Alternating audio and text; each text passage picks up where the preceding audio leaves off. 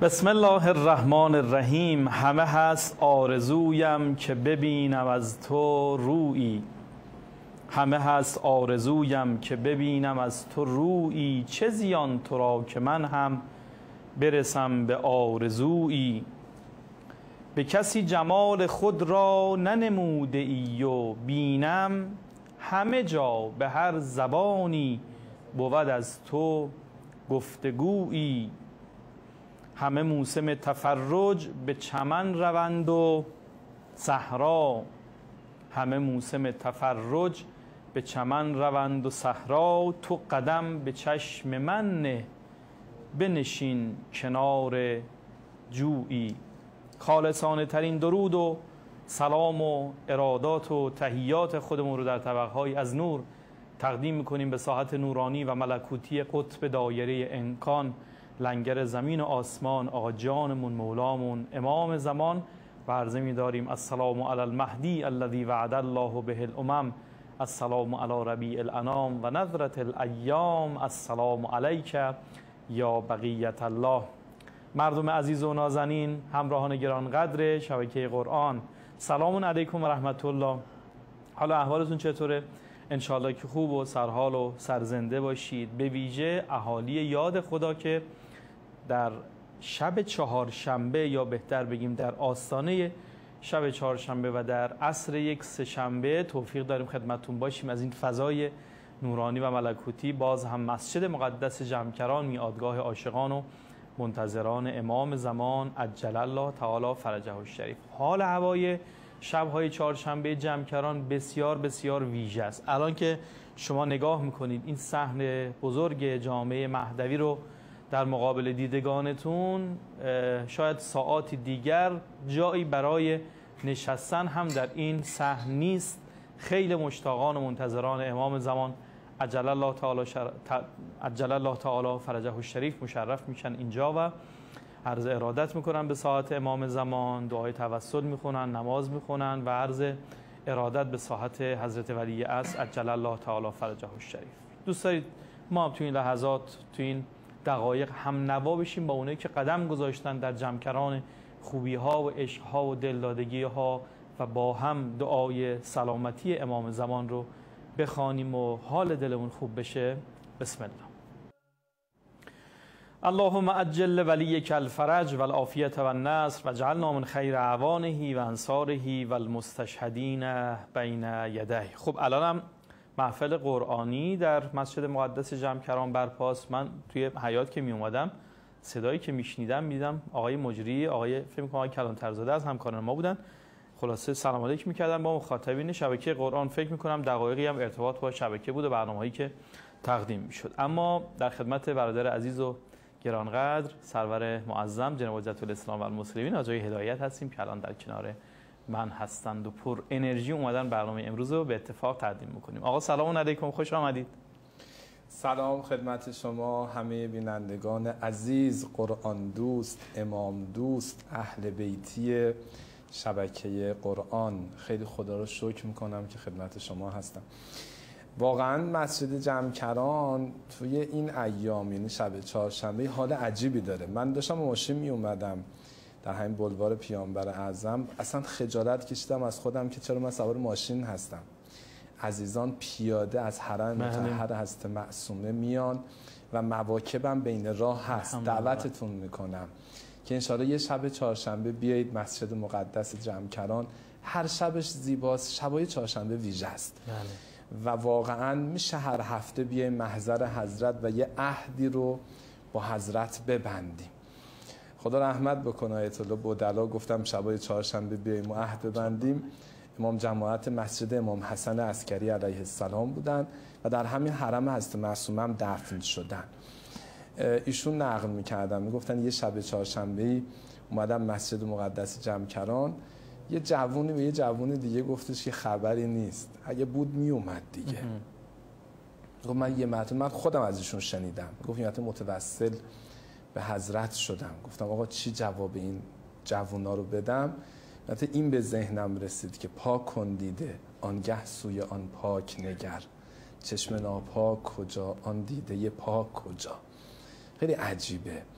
اصلا یکی از خصوصیات این مسجد اینه که وقتی آدم میاد، مسجد محل طهارته، محل اینه که آدم با خدا پیمان میبنده، با اهل بیت پیمان میبنده، بعد آدم عهد میبنده که دیگه آماده ظهور حضرت بشه ان شاء الله. من در خدمتتون هستم. سلامت باشید. خیلی ممنونم آقا جون، استفاده میکنیم. خب بحث خوبی هم شروع کردیم از ابتدای هفته، یاری حضرت کردن و یار حضرت بودن.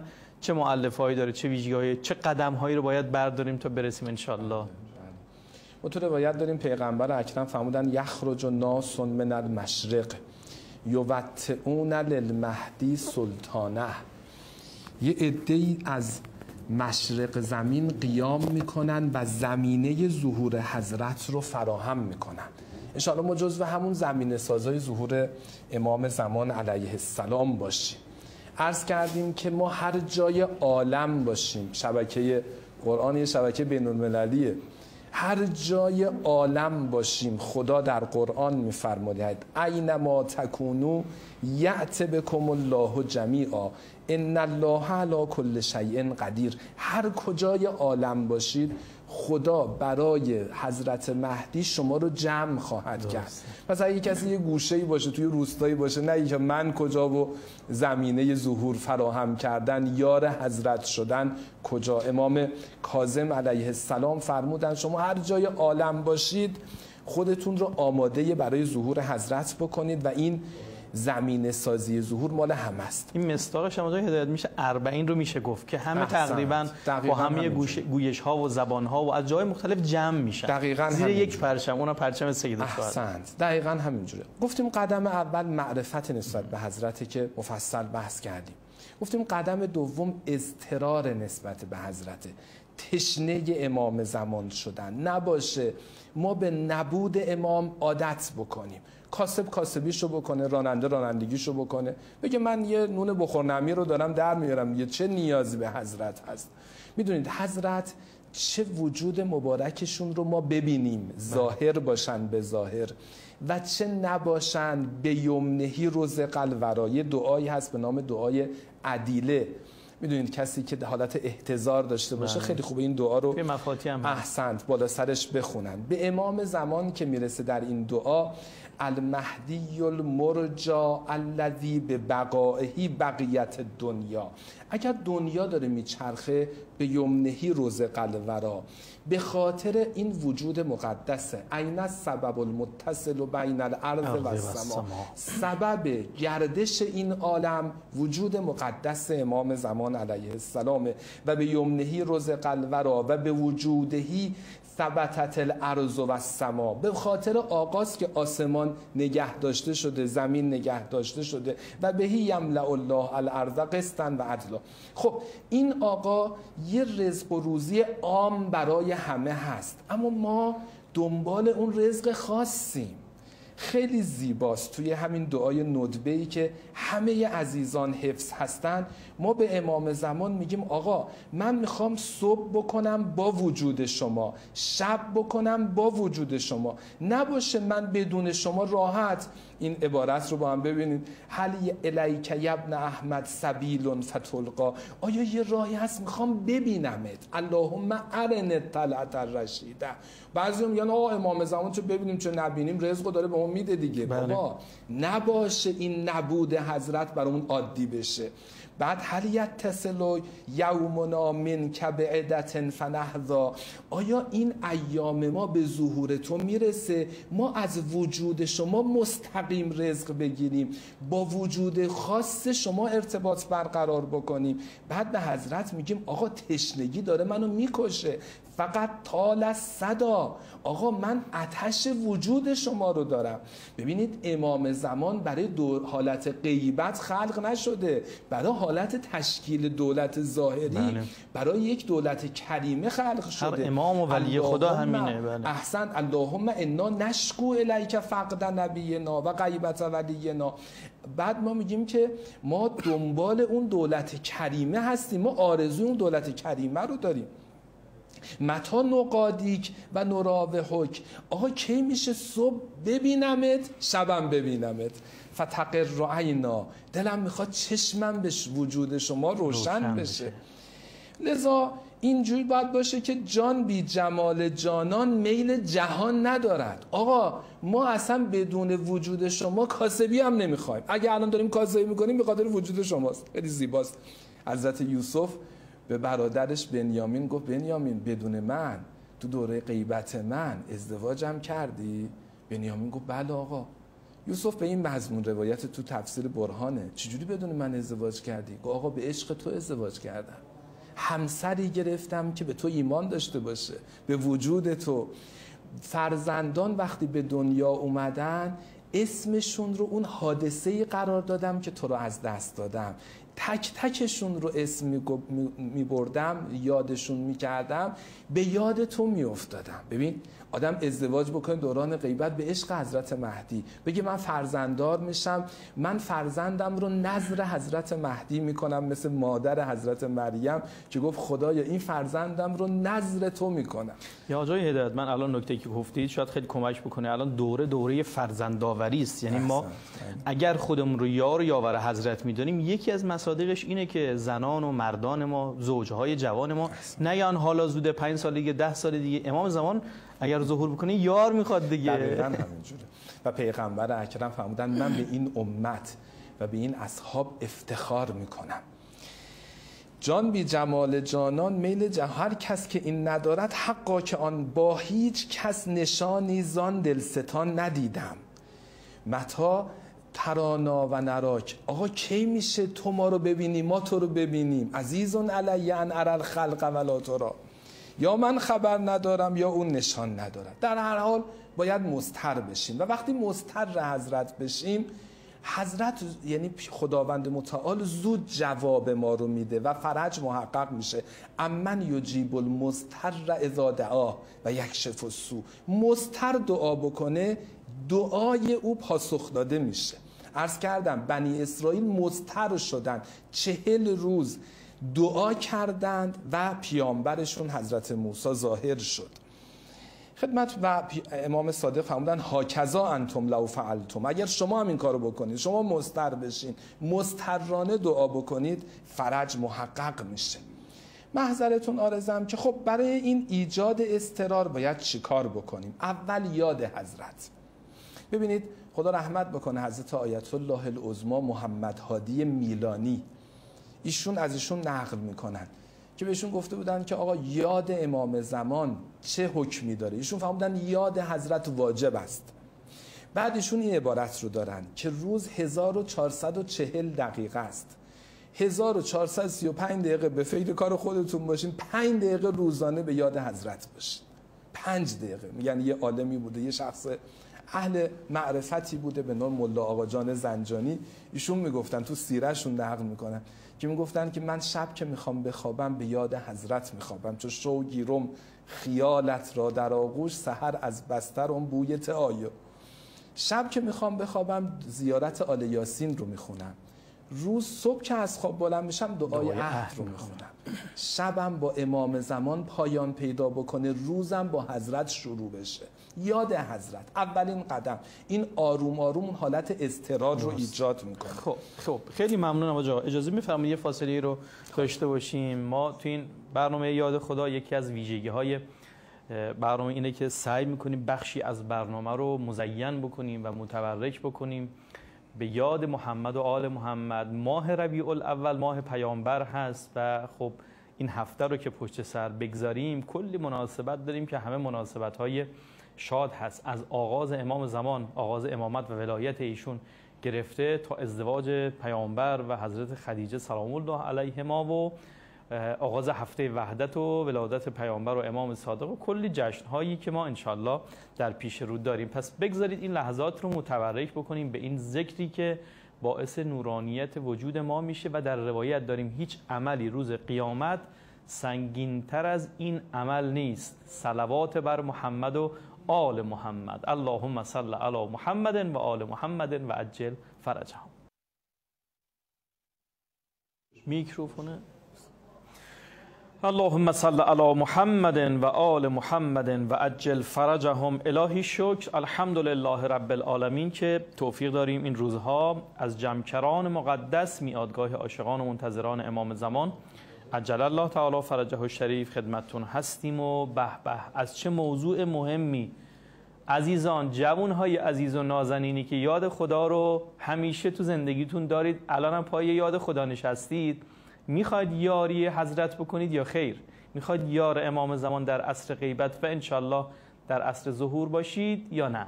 بسم الله، حتما مباحث ما رو ببینید، تماشا کنید و بشنوید. مباحث و مطالب خیلی خوبی رو حاج آقای هدایت بیان میکنم. بحث معرفت که خب خیلی خوب بود و بحث اضطرار به امام بحثش تمام شد. اضطرار به امام بریم سراغ چه بحثی؟ البته اضطرار گفتیم چیکار بکنیم؟ مضطر بشیم. اول یاد حضرت. دومین قدمی که برای ایجاد اضطرار باید در ما ایجاد بشه و ما اون حرکت رو انجام بدیم استغاثه است. استغاثه، ببین آدم وقتی مثلا خدای نکرده، مثال دارم میزنم، داره غرق میشه، یه دفعه میگه خدا نجاتم بده، این حالت خدا نجاتم بده رو میگن استغاثه، که در دعای ندبه هم هست که میگه که خدایا من به تو استغاثه میکنم و تو هم جواب این بنده ای که داره استغاثه میکنه میدی. ان اصبحتم یوما، این در روایت داره که اگر یه روز از خواب بلند شدید، لا ترون منهم احدا، هیچ کدوم از ما اهل بیت رو ندیدید. منهم یعنی از اهل بیت، یه نفر از اهل بیت رو ندیدید، مثل حالتی که الان ما داریم. امام زمان هست، حاضره، اما ما نمیتونیم ببینیمش. لا ترون منهم احدا فاستغیثوا بالله. راحت خب ما صبح از خواب بلند شدیم، امام زمان هم غایبه و بریم دنبال کارمون. نه، استغاثه بکنید. همون دعای عهد استغاثه است. درست. اللهم اجعلنی من انصاره و اعوانه و شیعته و محبی. خدایا منو، ببین این کلمات دعا کردن، این سلامی که به امام زمان علیه السلام میرسونیم، خدایا از جانب من سلام من رو به حضرت برسون، همین دعاهایی که در مفاتیح الجنان هست. بعد ونظر سنت التی کنتم علیها. خب استغاثه کردن به تنهایی فایده نداره، آدم باید حرکت هم بکنه. اون کسی که داره غرق داره میشه میگه خدا نجاتم بده، بعد یه چوبی، یه چیزی، یه دست و پایی میزنه که یه نجات پیدا بکنه. اگر صرفا مثل چوب خشک وایس اونجا بگه خدا نجاتم بده، غرق میشه. فریادم بزنه فایده نداره، یه حرکتی بکنه. لذا حضرت توی این روایت فرمودن استغاثه بکنید، بعد به سنتی که یقین دارید از ما اهل بیته به اون عمل بکنید. اگر یقین دارید خصوصیات فردی، خصوصیات اجتماعی، سیره اجتماعی، اگر میدونید که ما اهل بیت دوست داریم که به امام جامعتون، به اون کسی که حرف ما رو میزنه، از اون اطاعت بکنید، حتما از اون اطاعت بکنید، به یقینیاتتون عمل بکنید، اون سیره و سنت ما رو عمل بکنید.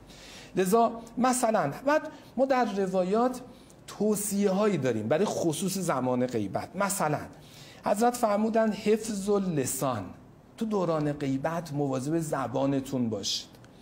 به نایب خاصشون عثمان ابن سعید که اولین نایب خاص امام زمان علیه السلام هستن، حضرت اینجوری فرمودن ملعون ملعون من اخر المغرب، کسی که نماز مغربش رو انقدر به تأخیر بندازه که دیگه خلاصه از اون زمان خودش خارج بشه. من اخر الغدات، نماز صبحش رو به تأخیر بندازه، لب طلایی نماز بخونه به قول معروف. یعنی بحث قضا هم تازه نیست فعلا. بله اون کسانی که به نماز خودشون اهمیت نمیدن، به قول امام صادق علیه السلام لا تنال به شفاعتنا من استخف بالصلاه، کسی که نمازو کوچک بشماره. بعد از امام خمینی سوال کرده بودن آقا نماز کوچک بشه، این گاهی نماز نخونه، ایشون فرمودن این که نه، منظور اینه که استخف بالصلاه این نمازشو بی اهمیت بشماره، یه وقت خاصا میخونم، اول وقت رو به تأخیر بندازه. بابا اهل بیت به اینا. مثلا یا توقیعی دوباره از یکی از نواب امام زمان علیه السلام هستش که امام زمان فرمودن بله من اکل من مالنا درهما حراما، کسی که خلاصه حق ما اهل بیت رو پرداخت نکنه، خمسی که باید برای ما اهل بیت پرداخت نکنه. اینا ببین احکام شرعی مورد نظر امام زمان علیه السلام هست، اینا از ما خواستن. پس استغاثه به تنهایی نه، استغاثه به اضافه انجام وظایف. در همون روایتی که نقلی که برای علی ابن مهزیار هست که محضر حضرت رسید، فسلمت علیه بالامامه، من به حضرت سلام کردم، فقال لی یا ابوالحسن قد کنا نتوقعک لیلا و نهارا. ابوالحسن صبح و شب منتظرت بودیم، کجایی؟ بعد این گفتش که آقا کسی نبود که من رو به سمت تو بیاره. حضرت فرمودن این چه حرفیه؟ ثم نکث به اصبعه علی الارض. حضرت به زمین اشاره کردن. لا ولکنکم کسرتم الاموال و تجبرتم علی ضعفاء المؤمنین و قطعتم الرحم الذی بینکم. 3 تا کار شما نکردی. 1 کسرتم الاموال، این و فی اموالهم حق معلوم للسائل و المحروم. بابا تو اموال ما برای مستضعفین هم هست، برای فقرا هم هست، به دیگران کمک نکردی، مال تو جمع کردی گفتی فقط برای خودم. قطع رحم کردی، هوای فامیل رو نداشتی، هوای همسایه رو نداشتی. و مرتبه بعدی رو فرمودن چی؟ فرمودن که تجبرتم علی ضعفاء المؤمنین، هوای ضعفای مؤمنین رو نداشتی. خیلی مهمه ما هوای محرومین داشته باشیم. من به شما شاید الان ساعت آخر جلسه ما هست، من این موضوع رو بگم. عزیزان من، اگر دنبال یه راه میانبر هستید برای ایجاد اون حالت اضطرار، برای اینکه ما عاشق حضرت بشیم، برای اینکه دیگه واقعا زندگی بدون حضرت رو نتونیم انجام بدیم، 2 تا کار رو خیلی من تأکید میکنم. 1 آقا کمک به بندگان خدا. ببین اینا یتیمان آل محمد هستن. امام حسن عسکری فرمودن اینا الان پدرشون رو نمیتونن ببینن، پدر واقعی ما امام زمان، وجود امام زمان. ما باید به این افراد کمک بکنیم، به هر کسی که ضعیف باشه. تجبرتم علی ضعفاء المؤمنین، خود امام زمان علیه السلام فرمودن. از همسایه گرفته، محله‌ای گرفته، دوست گرفته، رفیق گرفته، فامیل گرفته، خصوصا ضعفای در فامیل. من به شما میگم خدا شاهد، دیروز پریز نفر اومد به من گفت آقا برنامه‌تون میبینم، ما الان میخوایم ازدواج بکنیم، تو فامیلمون کسی نیست واسطه بشه برای ازدواج من. جوون میاد میگه آقا کسی نیست به من کمک بکنه، من یه قدم بردارم، یه وامی به ما بدن، آقا تو فامیل یه صندوق بذارین، صندوق ازدواج فامیلی. چقدر خوبه خانمای بزرگ فامیل یه حالت بنگاه داشته باشن. آدم میخواد ماشین بخره میره بنگاه، آدم میخواد خونه بخره میره بنگاه. آقا جوون میخواد ازدواج بکنه کجا بره؟ میره. قدیم اینجوری بود دیگه، تو فامیل یه خانمایی بودن یه آقایون بودن واسطه گری میکردن برای ازدواج. بله. جوون غیر از یه پدر مادرش میگفت، به اون فامیلای دلسوزم میگفت آقا عمه جان، خاله جان، بزرگ فامیل میخوام ازدواج بکنم، کمکم بکن. این خیلی مهمه، اینو امام زمان دوست داره. بعدش هم میخواد ازدواج بکنه یه صندوق تعاونی باشه، یه صندوق مشارکت باشه، بگیم آقا ما برای عروسی خرج عروسی رو میدیم، خرج جهاز رو میدیم، بعدها اینا میدن. بابا والا 5 سال از ازدواج بگذره آروم آروم اینا وضعشون خوب میشه، میتونن قسطی پرداخت بکنن، اون صندوق فامیل هم پولش برمیگرده. لذا هوای همدیگر رو داشته باشیم. و نکته دومم اینه، توسل به اهل بیت. اینکه خود امام زمان علیه السلام فرمودن آقا جان یا ابا عبدالله فلئن اخرتن الدهور و آقنی عن نصر کالمقدور فلاندبنک صباحا و مساء. آقا صبح و شب برات گریه میکنن، آقا من به تو متوسل میشم. این به ما راه نشون دادن. همین مجالس روزه، همین مجالس توسل. الان پس فردا روز شهادت پدر امام زمان علیه السلام، جدی بگیریم توسل به حضرت رو، شهر رو سیاپوش بکنیم، عزاداری بکنیم، به دیگران امام زمان رو معرفی بکنیم. آقا این آقا 28 سالگی در سن جوانی به شهادت رسیدن، بعد از ایشون یه فرزندی بود، این فرزند غایب شد، همین الان امام زنده ماست. باید یه کاری بکنیم این آقا دیگه آروم آروم دوران غیبتشون تمام بشه. خب ما تقریبا 1 دقیقه فرصت داریم. آره چون بحث توسل رو فرمودید دلم نیومد که از توسل امشب بگذریم. آقا امشبم شب دعای توسل هست در جمکران مقدس، این هم خیلی کمک میکنه. احسنتون. یه نمازی هم من سریع خدمتتون عرض بکنم. از من هر بار اومدم این نمازو بگم نتونستم. آی بینندگان عزیز، یه نمازی در مفاتیح هست به نام نماز استغاثه به امام زمان علیه السلام که خود صاحب مفاتیح میگه در رکعت اول بعد از حمد سوره انا فتحنا، رکعت دوم بعد از حمد سوره اذا جاء نصر الله. کسی هم نتونست قل هو الله میتونه بخونه. بعدش هم این دعا رو سلام الله الکامل تام شامل اگر این نماز رو بخونه آثار خیلی زیادی داره.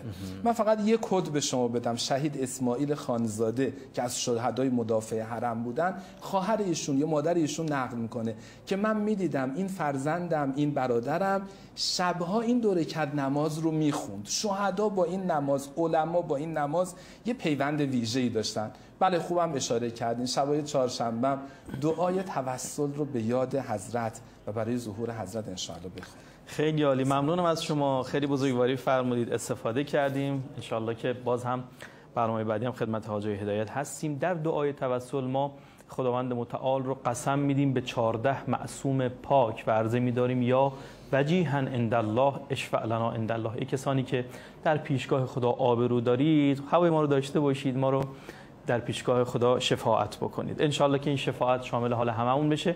ما به یادتون هستیم دعاگو نایب زیاره در جمکران مقدس. اما فردا شب یعنی 4 شنبه و 5 شنبه عنایت داشته باشید. 4 شنبه و 5 شنبه برنامه یاد خدا از سر من رعا یعنی سامرای عزیز در شب شهادت و روز شهادت تقدیم حضور عزیزان میشه. همکار عزیز من آقای سفری مجری برنامه هستند و جناب آقای چهره نما کارشناس برنامه. انشالله دلتون رو ببرید به سمت و سوی سامرا و حرم حضرت عسکریین. ما هم انشالله دعاگوی شما در جمکران مقدس خواهیم بود. فکر میکنم یاد خدای جمکران دیگه جمعه ما خدمت عزیزان خواهیم رسید. باز هم دلهای شما رو و دیدگان شما رو جمکرانی خواهیم کرد. اللهم عجل ولیک الفرج. سایتون کم نشه. خدا نگهدارتون.